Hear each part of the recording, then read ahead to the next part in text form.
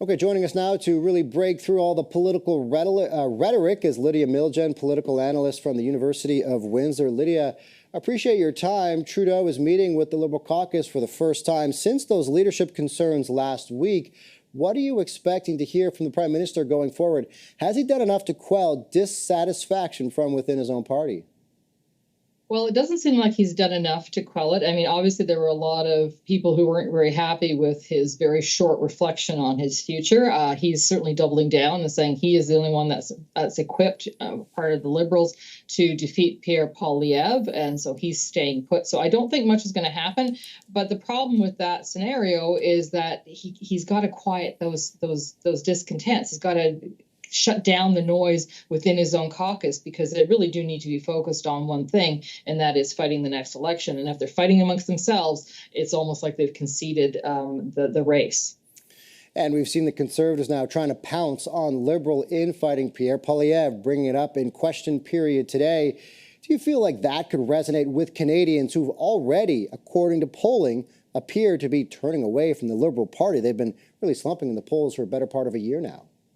Yeah, this is an easy target for Mr. Poilievre. He can certainly focus on the problems within the Liberal caucus, and the more that he talks about that, the less the Liberals can stay on their own message. And obviously, the Prime Minister tried to deflect today in the House of Commons, turning the page, trying to attack Pierre Poilievre on the fact that he doesn't want to get the security clearance, because in his words, he doesn't want to be muzzled by the government. So they're both doing a little tit for tat. They're both trying to focus on the things that they think that the other is weak on, and try to sort of get people to move the dial.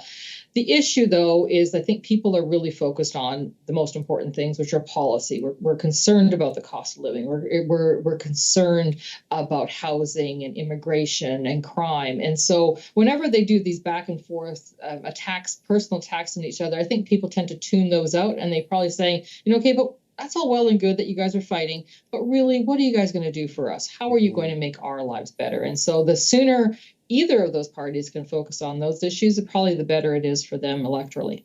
And so many questions Canadians have right now in terms of making our lives better. Now, infighting, not the only problem the Liberals are facing. I want to get your thoughts on some of the latest threats as well to their leadership overall from other opposition parties.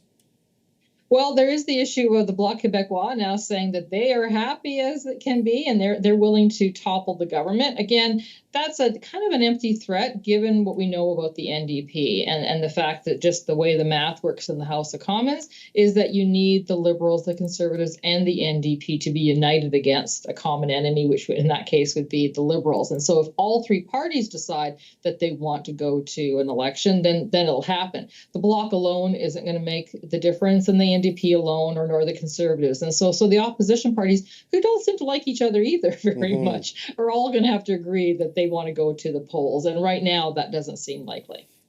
Despite the Bloc's comments, do you feel like we're any closer, or because the NDP are saying that they're not aligning themselves with either of those other opposition parties, are we still kind of in the same boat that we were even a few weeks ago?